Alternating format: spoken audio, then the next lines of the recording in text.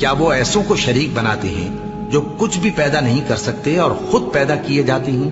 ہماری لاج کس کے ہاتھ ہے بغداد والے کے، ہماری لاج کس کے ہاتھ ہے بغداد والے کے، مصیبت ڈال دینا کام کس کا غوث اعظم کا۔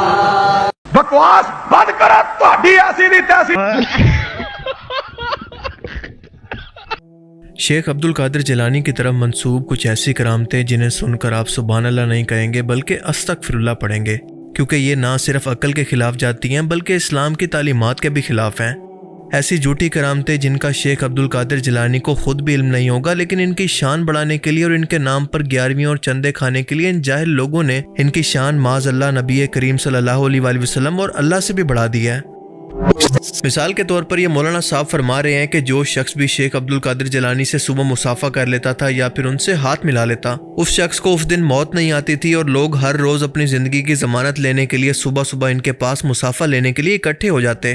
اور یہی نہیں بلکہ اور سنیں، شیخ عبد القادر جیلانی اپنے شاگردوں کو پڑھاتے پڑھاتے اچانک سے کہتے کہ مر جاؤ، تو سب لوگ مر جایا کرتے، اور پھر کہتے کہ زندہ ہو جاؤ، تو تمام شاگرد ان کے حکم پر پھر سے زندہ ہو جاتے۔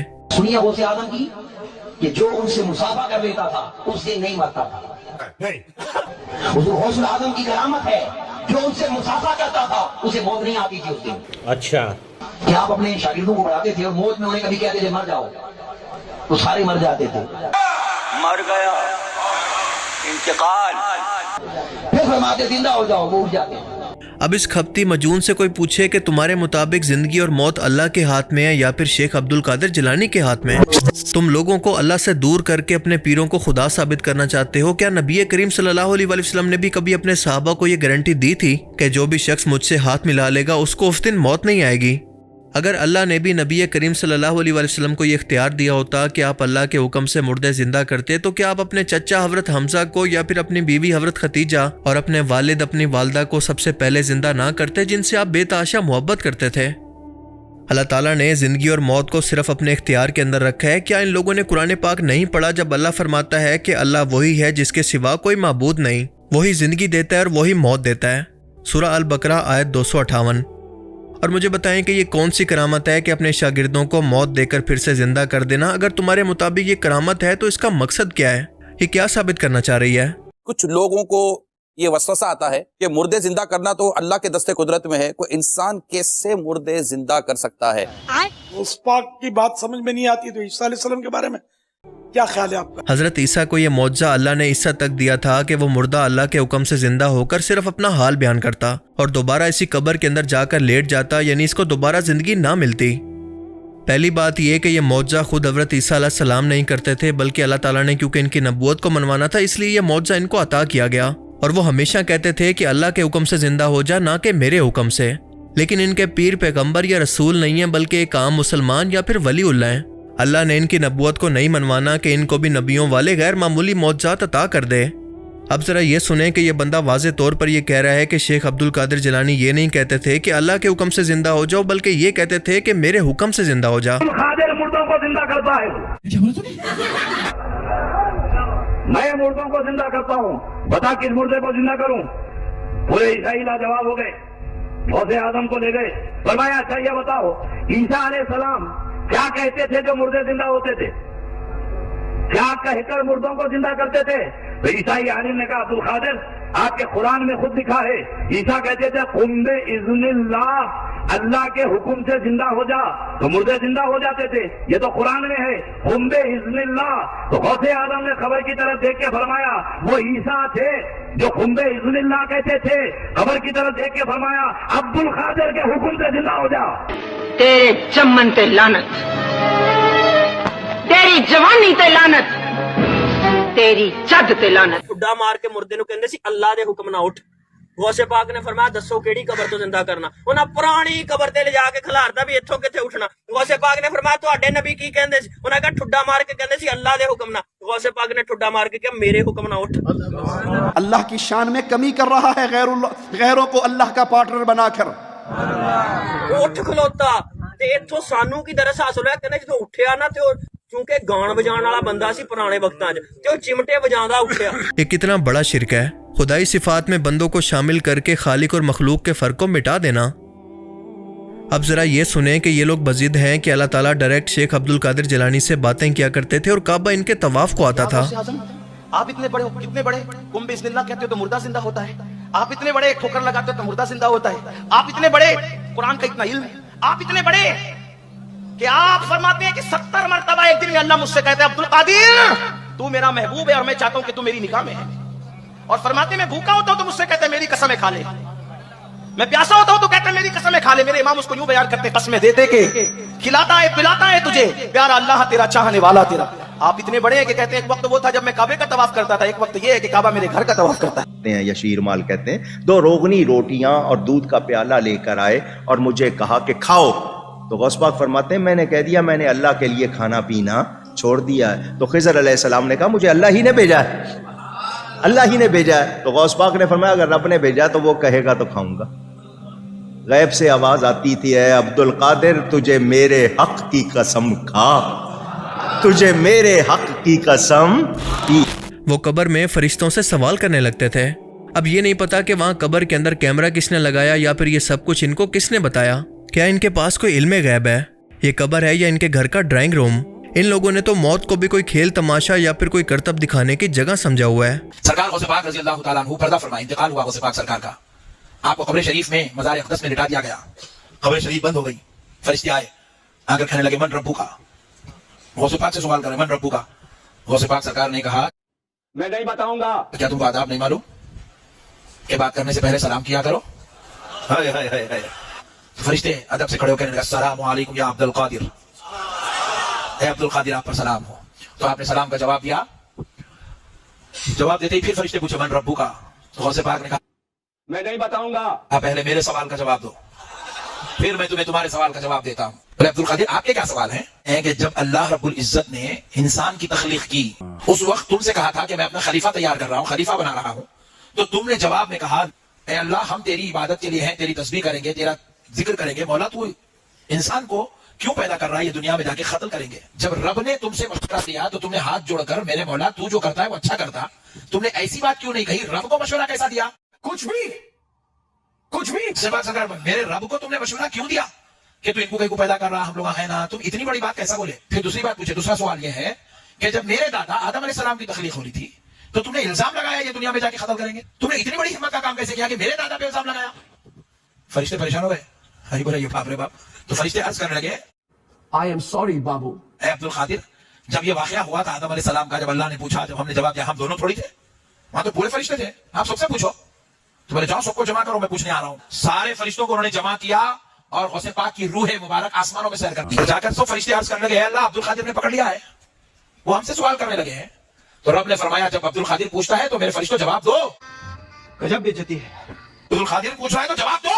तो फरिश्ते आजिज आ गए, सवाल का जवाब नहीं दे सके, तो कहने लगे अल्लाह हमें अब्दुल कादिर के इन सवालों से बचा ले। तो रब फरमाता है अब्दुल कादिर इनको छोड़ दो। तो गौसे पाक सरकार की रूह मुबारक ने अर्ज किया है अल्लाह तेरे हुक्म से मैं इनको छोड़ता हूं, लेकिन मौला मेरी एक शर्त है जो इनको पूरी करनी होगी। तो रब फरमाते हैं अब्दुल कादिर इन पर शर्त बयान करो। तो गौसे पाक सरकार अब फरिश्तों को शर्त सुना रहे, सुनो ये फरिश्तों, रब के हुक्म से मैं तुमको छोड़ रहा हूं मगर एक शर्त है। फरिश्तों ने कहा अब्दुल कादिर क्या शर्त है?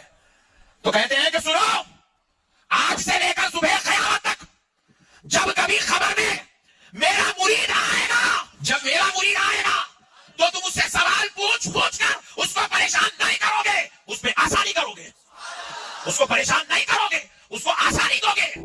क्या इन लोगों के पास इतना भी बेसिक इल्म नहीं है कि एक वलीउल्लाह के, एक पैगंबर के और अल्लाह ताला की ज़ात के क्या इख्तियारात हैं? हज़रत खिज़र अलैहिस्सलाम जैसे पैगंबर जिनके ज़िंदा होने का कुरान और हदीस के अंदर कोई सबूत मौजूद नहीं, उनके बारे में कहते हैं कि वो पैगंबर होकर शेख अब्दुल कादिर जिलानी के पास मशवरे के लिए आया करते हैं और शेख अब्दुल कादिर जिलानी लोगों के दिलों का हाल भी जान लेते हैं। आपके हवाले से ये मशहूर है, एक कहानी शुरू होने लगी है कि आपके सामने जब कोई बंदा जाता तो आप उसके दिल के हवाल को बयान कर देते थे। देखें अनजाने में ये लोग किस तरह अंबिया की भी और अल्लाह की भी तौहीन कर जाते हैं। माशाल्लाह यार, आज हमने इसको कुरान और सुन्नत के तराजू पे तोड़ना है। ईमान से हाथ धो बैठोगे पता भी नहीं चलेगा। मेरे गौस पाक का एक दावा भी है, गौस पाक फरमाते हैं अल्लाह की कसम अगर मेरी जुबान पर शरीयत की लगाम ना हो, लोगों जो घरों से खा के आते हो वो भी तुम्हें बता दूं, یہ دین ہے جو آپ کافروں کو پیش کریں گے. جو چھوڑ کے آتے ہو وہ بھی تمہیں بتا دوں. تم میرے سامنے آتے ہو, تمہاری حیثیت اس بوتل کی سی ہوتی ہے جو شیشے کی بوتل ہو, جو اندر ہوتا ہے باہر سے نظر آتا ہے. کہانیاں بند کرو.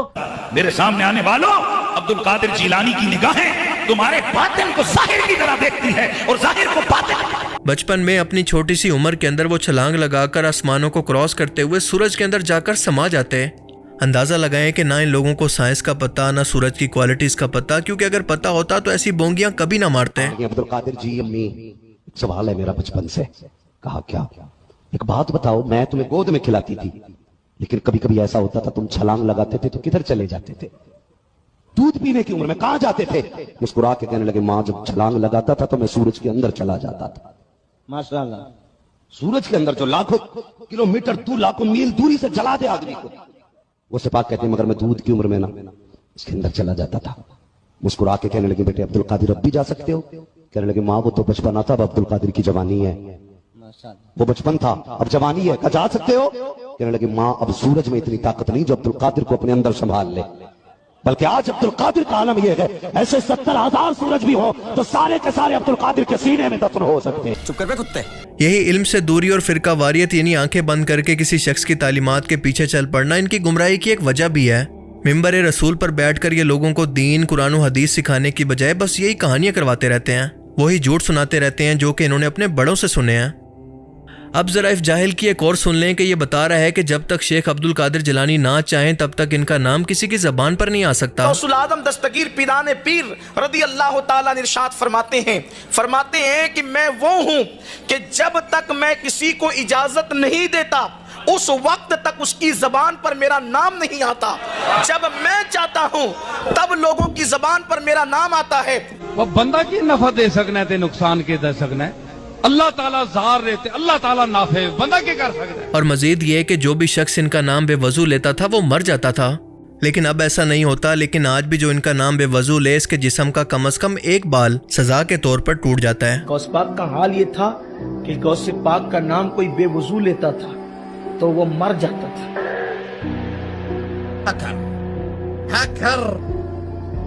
غوث پاک کا نام کوئی بے وضو لیتا تھا تو ہمارے بزرگوں نے یہ بات صوفیہ نے کہی ہے. ممکن ہے آپ اس پہ اعتراض کریں جو بھی ہو, لیکن صوفیہ کہتے ہیں کہ بے وضو کا نام کوئی لے نہیں سکتا تھا, لیکن رسول پاک نے فرمایا عبد القادر میری امت پہ رحم کرو, لوگ اس طرح سے نقصان اٹھائیں. پر ٹھیک ہے کہ اب نہیں مرے گا. میں گالی نہیں دے سکتا. گالی نہیں دینا, فیملی دیکھتی ہے, ورنہ میں ایسے گالی دوں, ایسے گالی دوں نا زندگی بھر. اب ذرا ایک مزید ایکسٹریم کہانی سنیں کہ عید کا چاند نکلنے سے پہلے انسانی شکل کے اندر آ کر شیخ عبد القادر جیلانی سے اجازت لیتا تھا کہ حضور آپ بتائیں کہ 29 تاریخ کو نکلنا ہے یا پھر 30 تاریخ کو. شیخ علی مہدی فرماتے ہیں کہ میں 29 رمضان کو آپ کی بارگاہ میں گیا تو میں نے دیکھا کہ ایک خوبصورت جوان بڑا سجا گجا تھا اور بڑا خوش تھا, تو وہ جو ہے وہ نکل کر کے جا رہا تھا. میں نے کہا حضرت کتنا خوبصورت ہے, کتنا سج دھج گیا ہے اور کتنا خوش ہے, کون تھا یہ؟ غوث پاک مسکرا کے کہتے ہیں وہ عید کا چاند تھا, وہ کوئی انسان نہیں تھا. وہ کون تھا؟ عید کا چاند تھا, اور مجھ سے اجازت لینے آیا تھا حضرت 29 کو نکلنا ہے کہ 30 کو نکلنا ہے. اندازہ لگائیں کہ یہ اللہ کی شان کو جو کہ قرآن پاک کے اندر بیان ہوئی ہے اس کو اپنے پیر کے کھاتے کے اندر ڈال رہا ہے. جب اللہ فرماتا ہے کہ اگر زمین کے تمام درختوں کو قلم اور سمندروں کو سیاہی بنا دیا جائے تو وہ تب بھی اللہ کی شان کو نہیں لکھ سکتے, اور یہ بندہ اس قرآنی آیت کو اپنے پیر کی شان کے اندر بیان کر رہا ہے. فرماتے ہیں مخدوم گنج بخش رحمت اللہ علیہ کہ اگر ساری دنیا کے جھاڑ کے پتوں کو, ساری دنیا کے جھاڑوں کے پتوں کو اگر ورق بنا دیا جائے اور ساری دنیا کے جھاڑوں کی ڈغالیوں اور شاخوں کو قلم بنا دیا جائے, پورے زمین والوں آسمان والوں کو غوث اعظم کی تعریف اور کرامات لکھنے میں لگا دیا جائے تو شاخ ختم ہو جائے گی, پتے ختم ہو جائیں گے, مگر غوث اعظم کی شان و عظمت ختم نہیں ہوگی. دراصل یہ لوگ اپنے پیر کی شان بیان نہیں کر رہے بلکہ لوگوں کو اس سے بدظن کر رہے ہیں. کیا یہ دین ہم غیر مسلموں کو پیش کر سکتے ہیں؟ اور آخر میں بس اتنا کہنا چاہوں گا کہ جس طرح سے دواؤں پر لکھا ہوتا ہے کہ اسے بچوں کی پہنچ سے دور رکھیں, بالکل اسی طرح سے ان جاہلوں کو اپنے بچوں اور گھر والوں سے دور رکھیں, ورنہ وہ بھی بڑے ہو کر اسی کو دین سمجھیں گے اور آخرکار ایتھیسٹ بن جائیں گے. جس طرح سے گدھ ایک گوشت خور پرندہ ہے, بالکل اسی طرح سے یہ لوگ ایمان خور ہیں کیونکہ یہ لوگوں کا ایمان کھا جاتے ہیں. اللہ تعالیٰ سے دعا ہے کہ وہ ہمیں سمجھنے کی اور نیک عمل کرنے کی توفیق عطا فرمائے، آمین۔ لوگ جمع ہو کے پیدل اونٹ گھوڑوں پہ سفر ہوتا تھا اس زمانے میں، 6 مہینے لگتے تھے، لوگوں کو زیادہ لگتے تھے، سال لگتے تھے۔ بڑی لطیف ہے یار، گل سمجھے؟ آج کی طرح تو نہیں کہ 4-6 گھنٹے میں پہنچ گئے۔ ماں کے پاس آیا، ماں لوگ جا رہے ہیں حج کو، مجھے بھی اجازت دو۔ ماں نے کہا یہ تمہارے پڑھنے کی عمر ہے۔ فرماتے میری آنکھوں سے آنسو آنے لگ گئے، قافلہ نظر آ رہا تھا، پھر ان کی دھول میری آنکھیں آنسوؤں سے بھر گئی۔ فرماتے میں نے آنکھیں صاف کی تو میرے سامنے قافلہ یا اس کی دھول نہیں تھی، کعبہ میرے سامنے تھا۔ اللہ نے گویا کیا فرمایا، تو عبد القادر ہے، میں القادر۔ القادر کے معنی جو سب کچھ کر سکتا ہے، تو عبد القادر ہے، میں القادر ہوں۔ تو نے آنا چاہا، ماں نے آنے نہیں دیا، مگر تو پیارا ہے، تو نے خواہش کی ہے، میں القادر ہوں۔ تو کعبے نہیں آیا، میں کعبے کو تیرے پاس بھیج دیتا ہوں۔ فرماتے میں نے سارا منظر وہیں سے دیکھا، یہ اس وقت کی شان ہے، ابھی کم سن ہے، ابھی۔ پھر وہ وقت بھی آیا جب آپ غوثیت کے مقام پر فائز ہوئے، فرمایا کعبہ میرے حجرے کا طواف کرتا۔ ولایت میں شان کیا ہے، میرے آقا معراج پہ چلے، میرے حضور معراج پہ چلے، میرے سرکار معراج پہ چلے، آقا معراج پر چلے، کہاں پہنچے؟ سدرہ کے آگے۔ سدرہ کے آگے جب حضور گئے اور وہاں کسی کی روح جوان کی موجود ہے، حضور کعبہ قصیر میں جانا چاہتے ہیں، وہ جوان اپنی گردن پیش کرتا ہے، حضور قدم رکھ کر کے چلے جاتے ہیں اور اللہ سے پوچھتے اللہ یہ تھا کون؟ رب نے فرمایا حبیب یہ جو خوبصورت جوان جس کے کندھوں پہ پیر رکھ کر کے آپ اوپر کی بلندیوں پہ آئے ہیں، اس کا نام عبد القادر جیلانی ہے۔